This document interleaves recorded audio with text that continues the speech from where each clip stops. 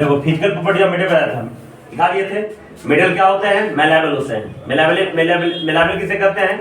कि जब कोई मेटल को हैमरिंग करके थिन शीट में चेंज कर सकते हैं। तुम्हारे सामने एग्जांपल है, ये देखो जो केवाड़ी बना हुआ लोहा का, तो इसमें ये एंगल है और एंगल के बीच में लोहा का चादर है जिसको वेल्डिंग करके केवाड़ी बना दिया गया है। ठीक है, सोना का भी बहुत पतला पत्थर रहता है ना, देखे होंगे। क्या नाम है, मिठाई के ऊपर, मिठाई का जो रहता है ना, ऊपर एल्युमिनियम का सिल्वर का ऊपर एक लगा, तो चिकना उजला रहता है, तो सब क्या है? फॉइल है। तो ये मेटल में प्रॉपर्टी है कि उसको थिन फॉइल में चेंज कर सकते हैं। तो इस प्रॉपर्टी को क्या कहते हैं? Malleability, the property by which any substance after heating या after hammering change into thin sheet. ठीक है, तो मेटल्स आर मेलेबल लिखा चुके हैं। दूसरा बताते हैं metals have a lustre. Metals have a lustre मतलब चमक। मतलब क्या होता है? चमक। माने बहुत सारे मेटल्स क्या होते हैं? चमकते हैं। इस चमकने के गुण के कारण उसको ज्वेलरी में इस्तेमाल किया जाता है। चमकता बहुत सारा, कॉपर भी चमकता है, तुम्हारा लोहा भी चमकता है अगर फाइल कर दो कि नया लोहा है तो। लेकिन इस चमकने के बाद भी इसका हम इस्तेमाल ज्वेलरी में नहीं करते हैं, क्योंकि ये एटमॉस्फेयर में ऑक्सीजन और मॉइस्चर से रिएक्शन करके जंग लग जाता है और अपीयरेंस पूरा डल हो जाता है।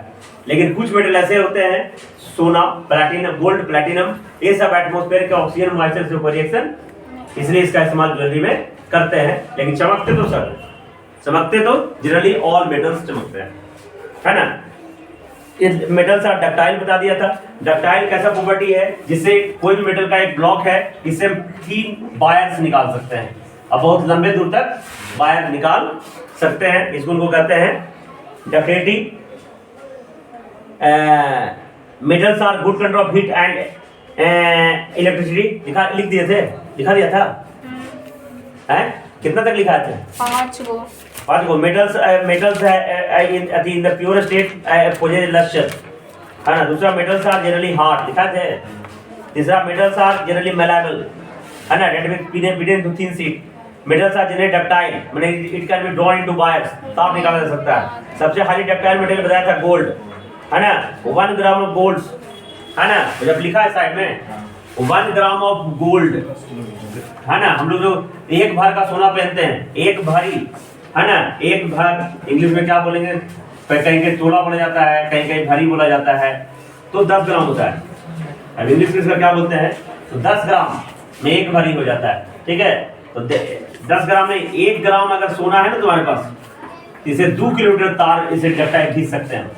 ठीक है, तो लिखना जो लिख लो, 1 gram of gold, 1 gram of gold can be drawn into wire of about 2 kilometer length.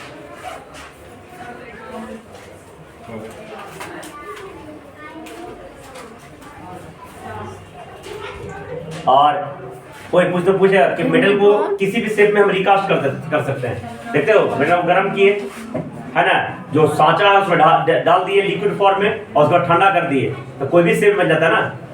तो ये मेलेबिलिटी और डक्टिलिटी के कारण ही हो पाता है ना, न तो ये किसी भी शेप में रिकास्ट नहीं होता। Metals are good conductor of heat and electricity. Conductor मतलब क्या होता है? उष्मा का चालक। जैसे कि जब भी आग जल रहा है, क्या जल रहा है? आग जल रहा है।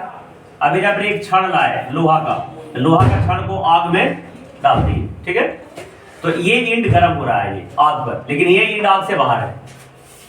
ठीक है, ये इंड आग में है लेकिन ये इंड आग में नहीं है। लेकिन तुम जब कुछ देर अगर रह जाएगा आग में, तीन जगह छूओगे वो भी गर्म लगेगा, क्योंकि ये हीट इसमें molecules, atom molecules through transfer हो जाता है, तो ये हीट यहाँ भी पहुंच जाता है। माने हीट को एक जगह दूसरा जगह ले जा सकता है। इलेक्ट्रिसिटी के भी, अगर यहाँ इलेक्ट्रिसिटी है, इसमें सट गया है लोहा, यहाँ छुओगे तुमको शॉक मार देगा, तो इलेक्ट्रिसिटी को भी एक जगह दूसरा जगह कैरी करके आसानी से मेटल्स ले जाता है। कोई दिक्कत? Any problem? गुड कंडक्टर होता है। ठीक, इसलिए तुम देखते हो जितने भी हम खाना पकाते हैं, तो ये जो कढ़ाई हो गया है ना, कढ़ाई के बीच आग लग रहा है, लेकिन कढ़ाई में जो सीख डालते हैं जिससे हम सब्जी को चलाते हैं, ये थोड़ी आग में रहता है। लेकिन ये अगर ये उसके ऊपर बड़ा हैंडल नहीं रहेगा, डायरेक्टली लोहा का सीख रहेगा, है ना, छुओगे तो हाथ में गर्म लग जाएगा, है ना, तो बचा के चलना पड़ता है, तो सीख को निकाल के रखना पड़ेगा, खाली छापने के लिए काम करना पड़ता है ना। तो ये metals are good conductor of heat and electricity. अगला लिखो बेटा,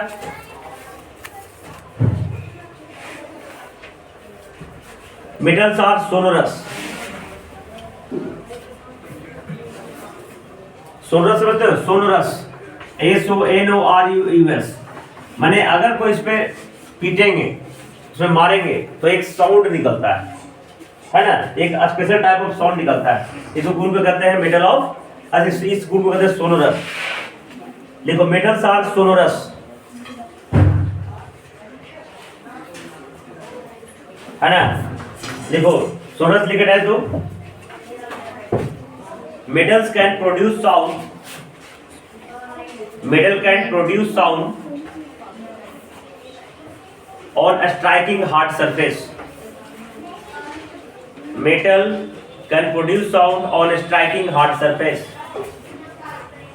एग्जाम्पल लिख लो, स्कूल बेल, अभी भी घंटी जो होता है अभी भी स्कूल में कितना तरक्की कर गया, लेकिन घंटी लोहा का, इसमें कॉपर का रहता है, देखो, और उसमें एक लंबा रहता है कि नहीं, है ना, उसको ऐसे टन टन टन टन करते हैं, और छुट्टी जब होती है वो टन टन का आवाज जो है तुम लोग को बहुत अच्छा लगता है स्कूल में जब छुट्टी होती है ना, तो वो घंटी बनाया जाता है, स्कूल बेल। आगे लिखो अगला प्रॉपर्टी में, metals have high density. Density के बारे में तुमको बहुत बार हम क्लास 9 से ही पढ़ाते आ रहे हैं, बताते आ रहे हैं। डेंसिटी किसे कहते हैं? डेंसिटी बराबर मास अपॉन वॉल्यूम होता है ना। डेंसिटी बराबर क्या होता है? Mass upon volume. इसका मतलब तुम समझने के लिए समझ सकते हो, जनरली मेटल्स भारी होते हैं। क्या होते हैं? जिसका डेंसिटी ज्यादा वो भारी होगा, जिसका डेंसिटी कम वो हल्का होगा। समझ गया ना। अब जैसे देखो इधर, एक बोरा तुम लोहा ले लो, एक बोरा लोहा का टुकड़ा ले लो, और एक बोरा तुम रुआ ले लो। रुआ समझते हो? रुआ, कॉटन ले लो, कौन भारी होगा? है ना, दोनों एक ही बोरा है ना, लेकिन भारी कौन होगा? लोहा, क्योंकि लोहा का डेंसिटी ज्यादा होता है, प्रति 1 मीटर क्यूब एरिया में ज्यादा मास होता है उसको, और रुआ का प्रति 1 मीटर क्यूब में कम मास होता है, इसलिए उसका डेंसिटी कम है। इसलिए ये एक वॉल्यूम के अनुसार लेंगे तो इतना वॉल्यूम छेकने के बाद ये ज्यादा मास होगा, इतना वॉल्यूम छेकने के बाद, है ना, कम मास होगा। लेकिन हाँ, इसी में तुमको एक कोई कंफ्यूजन पैदा कर दे, कोई तुमको पूछेगा 100 केजी, देखो इससे पूछते हैं, बताता है कि नहीं, 100 केजी लोहा और 100 केजी रुआ में कौन भारी होगा? इसमें कोई भार नहीं होगा, दोनों में 100 केजी पहले ही बोल दिया, तो दोनों इक्वल हो जाएगा। नहीं, अगर एक बोरा बोलूंगा तो अलग चीज हो गया, वॉल्यूम के केस में हो गया, लेकिन जब पहले ही बोल दिया दोनों 100 केजी है तो दोनों इक्वल होगा। कोई है ना, ध्यान से सुनना इस बात। 100 केजी में दोनों को जब वॉल्यूम वेट पहले ही बता दिया, है ना, मास, तो दोनों में बराबर हो जाएगा ना। लेकिन हाँ, अगर वॉल्यूम जगह छेकने के अनुसार, तो कम जगह छेक कर ज्यादा मास होगा लोहा का, और रुआ का ढेर बड़ी जगह छेक लेगा फिर भी मास बहुत कम होगा, ठीक है ना। उसी में अनाज और भूसा, है ना, अनाज समझते हो? अनाज और चंप मैंने भूसा, तब एक बोरा तुम अनाज ले लो और एक बोरा भूसा, तो एक बोरा भूसा को तुम आसानी से माथा पर लेके जा सकते हो, लेकिन एक बोरा अनाज को लेके तो जा सकते हो, लेकिन थोड़ा सा दिक्कत होगा, काहे को भारी होता है, डेंसिटी ज्यादा होता है। तो जितने भी मेटल्स होते हैं सबका डेंसिटी ज्यादा होता है। अब बताओ, तो पहले बता चुके, एक है आयरन लोहा होता है, कॉपर, तो आयरन और कॉपर का डेंसिटी किसका ज्यादा होगा? कोई तो पूछे, कॉपर का होता है, इसका होता है 8.88 ग्राम पर सेंटीमीटर क्यूब, इसका होता है 7.85 ग्राम पर सेंटीमीटर क्यूब। तुमको है ना पूछ देगा कि आयरन कॉपर में, तो तुम लोग 90% मारोगे कि आयरन में ज्यादा भारी होगा, लेकिन नहीं, आयरन कॉपर में कॉपर ज्यादा भारी होता है। अच्छा, पारा का नाम सुने? पारा जो लिक्विड फॉर्म में रहता है, तो आयरन और पारा Hg में कौन भारी होगा? मरकरी भारी होगा। गैस का डेंसिटी 13.6 ग्राम पर सेंटीमीटर क्यूब होता है। ये पानी से 13.6 गुना भारी है, पानी के से 13.6 गुना ज्यादा भारी है, लोहा 7.8 गुना ज्यादा भारी है। तो जितने मेटल्स है उसका डेंसिटी क्या होगा? ज्यादा होगा। तो देखो, metals have high density. Density पीछे बहुत बार पढ़ा चुके हैं, समझा दिए, लिखने की जरूरत नहीं है, सिर्फ इतने लिख लो, हाई लिखना चाहे तो डेंसिटी मास अपॉन वॉल्यूम लिख लो। अब लिखो अगला प्रॉपर्टी है, metal has high tensile strength. Metal has high tensile strength. अब टेंसाइल स्ट्रेंथ समझते हो क्या? देखो टेंसाइल स्ट्रेंथ का ये दिख रहा है, पंखा लटका हुआ है, और देखो पंखा लटका हुआ है ना, तो पंखा किस चीज के रॉड में लटका हुआ है? लोहा के रॉड में लटका हुआ। अगर मैं इसको लकड़ी के रॉड में लटकाऊं तो लकड़ी के साथ बांध दो, पंखा चलेगा, तो कितना दिन रह सकता है? एक आध दिन होते टांग जाए, धीरे धीरे चलते चलते टूट जाएगा, नहीं टूट जाएगा। तो उसको किसी को टांगने की क्षमता है ना, जैसे कि ये बैग है, ये एक किताब है, अब ये किताब को हम टांग ले रहे हैं, तो जितना देर तक क्षमता रहेगी टांगने का कि वो ना टूटे, मतलब सही से समय से पकड़ सके, वो कौन सा स्ट्रेंथ है उसको? Tensile strength. जितने मेडल्स है मिडल में आसानी से टांग सकते हो, या कहीं कूदना हो तो मिडल वाला जो है पकड़ के हम आसानी से लगा सकते हैं। लेकिन अगर छोटा रस्सी भी है ना तो उसमें थोड़ा डर लगेगा, कहीं हम पकड़ ले रहे हैं टूट गया तो कहीं को सब टेंसाइल स्ट्रेंथ कम होता है। लेकिन मेटल जहां भी रहेगा, जैसे बिल्डिंग के लिए गाड़ी में, तो आराम से पकड़ के लटका रह जाता है कि नहीं। ट्रेन में देखो एक साइड में बेल्टिंग कर जाता है लोहा, उसको पकड़ के लटक के चल जाता है दूर दूर तक, ताकि कि वो कितनों भी लटका रहेगा तो टूटेगा, ताकि उसको किसी भी चीज को होल्ड करने का कैपेसिटी ज्यादा है। और किसी को चीज को होल्ड करने का कैपेसिटी विदाउट, बिना टूटे हुए, उसे कहते हैं टेंसाइल स्ट्रेंथ। बिना टूटे हुए उसको पकड़ने रहते हमेशा, है ना, उसको कहते हैं। तो लिखो metal has high tensile strength. Tensile, TENSILE, TENSILE, tensile strength. Metal has high tensile strength. अब टेंसाइल स्ट्रेंथ लिख लो, किसे कहते हैं? टेंसाइल स्ट्रेंथ, TEN नहीं, TEN, टेंसाइल स्ट्रेंथ लिख रहे तो देखो, it is the holding capacity of any substance, it is a holding capacity of any substance without breaking. It is a holding capacity of any substance without breaking. बिना टूटे हुए किसी को पकड़े रहने की क्षमता को टेंसाइल स्ट्रेंथ कहते हैं। तो मेटल में कोई भी चीज लटक जाओ, है कि नहीं, कि तो भारी से भारी हाथी भी लटक जाएगा तो नहीं टूटेगा वो, ठीक है। मेटल है high tensile strength without breaking. अधिक it is a holding capacity of any substance without breaking. आगे लिखेगा एक और प्रॉपर्टी है last, generally all metals are solid. Generally all metals are solid. Generally all metals are solid. इसमें exception लिख दो, mercury. Mercury liquid होता है जी। Generally all metals are solid, exception लिख दो, mercury. Mercury found in liquid state. आइए देखो physical property of non metal. Physical property of non metal. Physical property of non metal. तो पहले बताए थे कि मेटल का जो भी गुण होगा उससे क्या होगा, उसका उल्टा होता है, अपोजिट। तो जितना भी प्रॉपर्टी लिखा है जनरली उसका क्या होगा, अपोजिट याद रहेगा ना। मेटल्स में लस्टर होता है तो नॉन मेटल लस्टर लिख दो पहला में। Non metals do not possess any lustre. Possess का मीनिंग नेट में देख लेना। Non metals do not possess any lustre. Non metals do not possess any lustre. Lustre में चमक। दूसरा प्रॉपर्टी सब उल्टा उसका। Non metals are neither malleable not ductile. Malleability तुम समझ गए तो बताने की जरूरत है नहीं। Non metals are neither malleable not ductile.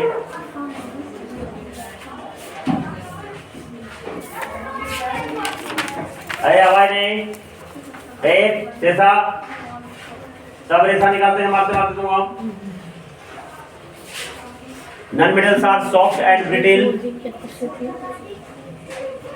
Non-metals are soft, माने मुलायम, और brittle में भंगुर। Non-metals soft and brittle.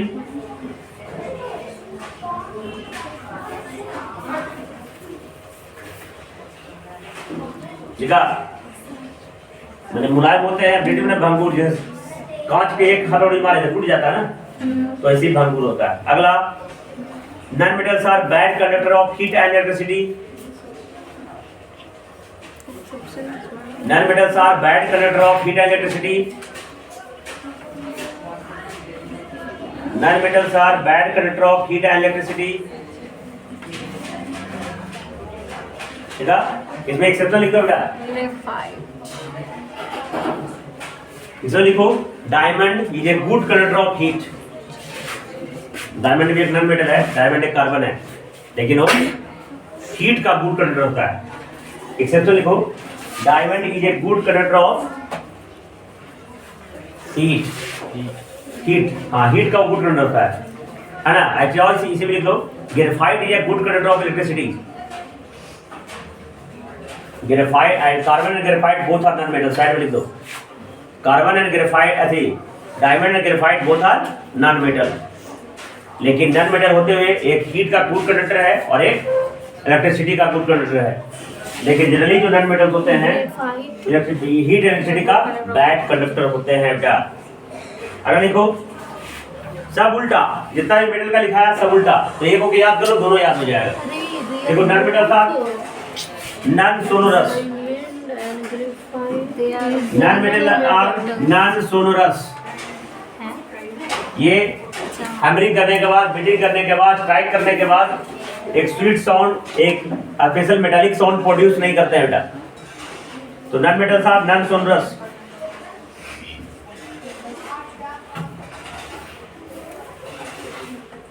Example लिखो, जनरली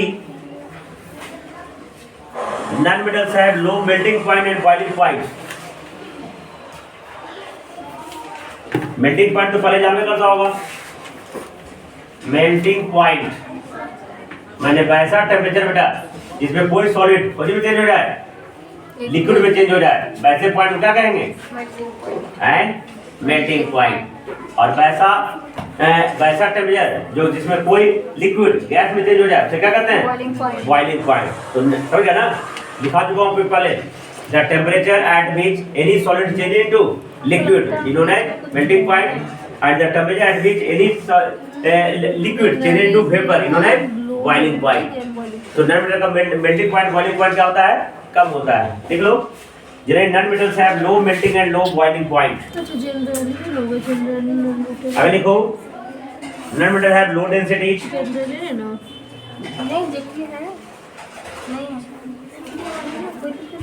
अगर लिखो, non metals have low tensile strength. अगर इसमें कोई चीज लटका दिया, भारी भरकम चीज, तो टूट जाएगा तुरंत, सहन करने की क्षमता नहीं होता है ना। Non metals have low tensile strength. और एक इंपॉर्टेंट, एक और इंपॉर्टेंट देखो, non metal exist in all three states. Non metal तीनों स्टेट में पाया जाता है, सॉलिड में भी, लिक्विड में भी, गैस में भी। लास्ट लिखो, non metals exist in all three state. Non metal exist in all three state, that is solid, liquid and gas. Solid में लिख लो कार्बन,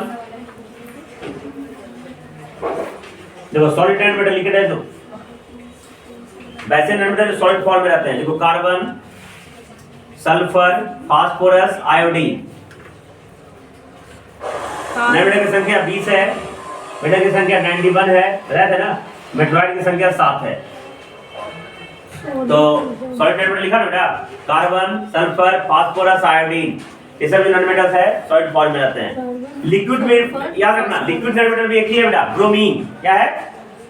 देखो ब्रोमीन, लिक्विड नॉन मेटल में कौन लिखो? ब्रोमीन। लिक्विड नॉन मेटल में क्या लिखा? Bromine.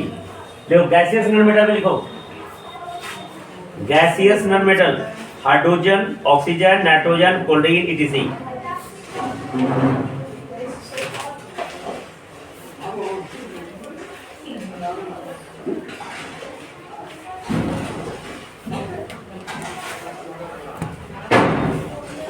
अब देखो chemical property of metals. Physical property खत्म हो गया, केमिकल प्रॉपर्टी। केमिकल प्रॉपर्टी मतलब एक एटम्स को दूसरे एटम के साथ रिएक्शन करवाएंगे, क्या का फॉर्मेशन होगा। ये हमेशा इसे क्वेश्चन पूछेगा बेटा, ऐसे क्लास 8 में पढ़ने का था, है ना। तो तुमको बताए थे इसमें, इस एयर में जो हमारे आसपास के एक जो आवरण है, इस सराउंडिंग में एटमॉस्फेयर है। एटमॉस्फेयर में बताया तुमको 78% क्या है? 78% नाइट्रोजन है। 78% क्या है? नाइट्रोजन है। 21% ऑक्सीजन है ना। और 0.03% कार्बन है। वाटर वेपर भी रहता है, 1% में सब आ जाता है। तो इस एटमॉस्फेयर में बेटा हवा में वाटर वेपर भी है, कार्बन डाइऑक्साइड भी है, ऑक्सीजन पे, तो जितने भी मेटल्स होते हैं ना ये एटमॉस्फेयर के ऑक्सीजन के साथ रिएक्शन करते हैं, है ना। कुछ रिएक्शन ना करते हैं, कुछ रिएक्शन आसानी से कर लेते हैं, कुछ को रिएक्शन करने के लिए हीट की जरूरत पड़ती है ना, कोई दिक्कत, लेकिन रिएक्शन करते हैं। तो ऑक्सीजन से रिएक्शन करके जितने भी मेटल्स है ना, कोई भी मेटल्स, कैल्शियम हो, सोडियम हो, पोटेशियम हो, आयरन हो, कॉपर हो, है ना, जितने भी मेटल्स है ऑक्सीजन से रिएक्शन करने के बाद ऑक्साइड का फॉर्मेशन करते हैं। ठीक है, जैसे लोहा देखो, लोहा जो है P है, अगर O2 के साथ रिएक्शन करेगा क्या बना देगा, ऑक्साइड बना देगा Fe2O3। लेकिन in the presence of moisture, उसमें पानी की मात्रा लगेगी, तब जाके जंग लग जाता है, ऑक्साइड का लेयर चढ़ गया लोहा में, जंग लग गया। और जंग लगने के साथ क्या क्या होता है पता है, वो जो उसका जो सरफेस का लेयर है धीरे धीरे खत्म होते जाएगा, ग्रेजुअली फेडिंग अप, एक समय ऐसा आएगा कि पूरा लोहा क्या हो जाएगा, देखो ना। इसलिए इसको बचाने के लिए क्या करते हैं, पैमाने को पेंट कर लेते हैं। पेंट करने से क्या होता है, पानी उसमें गया और चिकना होने का गिर जाता है, उसको प्रभाव नहीं पड़ता नहीं है, और लोहा को ऑक्सीजन से रिएक्शन होने नहीं देता है, तो लोहा ये बच जाता है जंग लगने से। ठीक है, तो जानते हो कि सबके साथ जैसे एक ही बुद्धि लगाओगे सबके साथ तो काम नहीं चलेगा, या कभी कभी एक ही प्रोसेस हर समय करोगे, है ना, तो भी काम नहीं करता। तो इस तरह सभी मेटल्स के साथ ऑक्साइड का फॉर्मेशन करेगा तो वो क्या हो जाता है, उसका एक लेयर चढ़ जाता है ना, तो उसके साथ वो घटा करता है ना, धीरे धीरे खत्म हो गया लोहा।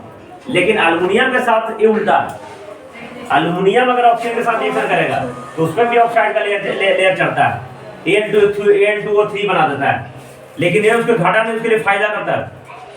एल्युमिनियम के साथ क्या करता है, फायदा करता है, और उसके ऊपर एक प्रोटेक्टिव लेयर बन जाता है, इसके कारण एल्युमिनियम खराब नहीं होता है। और इसी गुण के कारण देखता हो जितने भी वायर जो है, ओपन वायर जो है बाहर लाइन के टंगे हुए हैं, वो एल्युमिनियम का रहता है, उसमें पानी पड़े, बरसात पड़े, जो भी रहे उसमें कोई फर्क नहीं पड़ता है, नहीं ब्रेक डाउन होगा, फेडिंग अप नहीं होगा। लोहा का तार तो अपने कब खत्म हो जाए कोई पता नहीं है। तो एल्युमिनियम पे के जो ऑक्साइड का लेयर जो है वो एक प्रोटेक्टिव लेयर बन जाता है, अंडरस्टैंड। एल्युमिनियम का जो ऑक्साइड भी होता है ना, एम्फोटेरिक ऑक्साइड होता है, माने उसका ऑक्साइड एसिडिक बिहेवियर शो करते हैं और बेसिक बिहेवियर भी शो करते हैं, पहले पढ़ाए थे बेटा। तो लिखो केमिकल प्रॉपर्टीज ऑफ मेटल्स।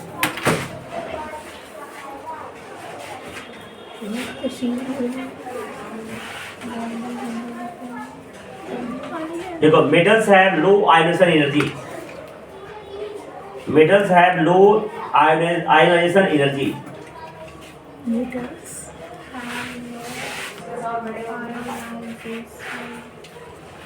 देखो आयनाइजेशन एनर्जी किसे कहते हैं बेटा, व्हाट इज आयनाइजेशन एनर्जी?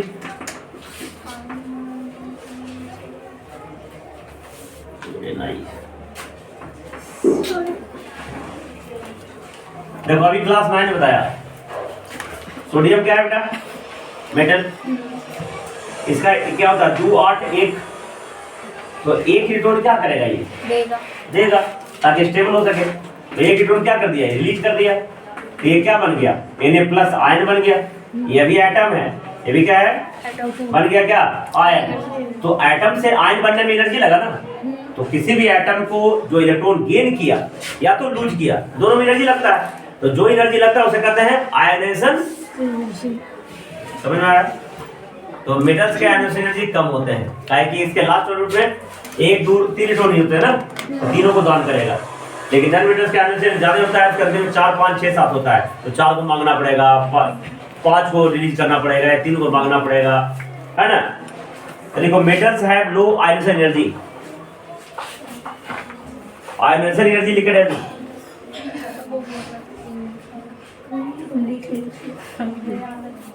समझ गया ना। वो भी मेटल आइटम्स को आयन्स बनने में जो एनर्जी लगता है उसे कहता है आयनाइजेशन एनर्जी। देखो आयनाइजेशन एनर्जी लिखा, देखो it is the amount of energy, it is the amount of energy required to, it is the amount of energy required to remove the electrons, it is the amount of energy required to remove the electrons, it is the amount of energy required to remove the electrons from the valence shell, valence shell, an outermost shell, From the valence shell, the outermost shell of an isolated gaseous atom. Valence shell, the outermost shell of an isolated gaseous atom. Of an isolated gaseous atom, so as to convert into a positive ion.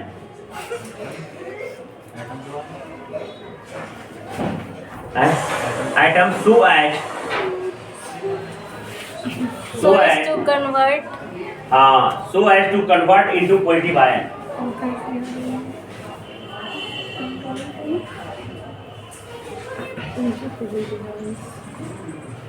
हम ये सब नहीं लिखते हैं, सीखने में example लिख देगा बेटा। Na क्या हो गया? Na प्लस आयन इलेक्ट्रॉन दान कर दिया बेटा। वो कब चला जो पढ़ा है 9th में तो है। Mg क्या करेगा? Mg प्लस प्लस बनाएगा, 2 इलेक्ट्रॉन दान करेगा बेटा। Aluminium Al plus plus plus बनाएगा, 3 इलेक्ट्रॉन दान करेगा। तो अगले दिन कल बताएंगे reaction with oxygen, reaction with water,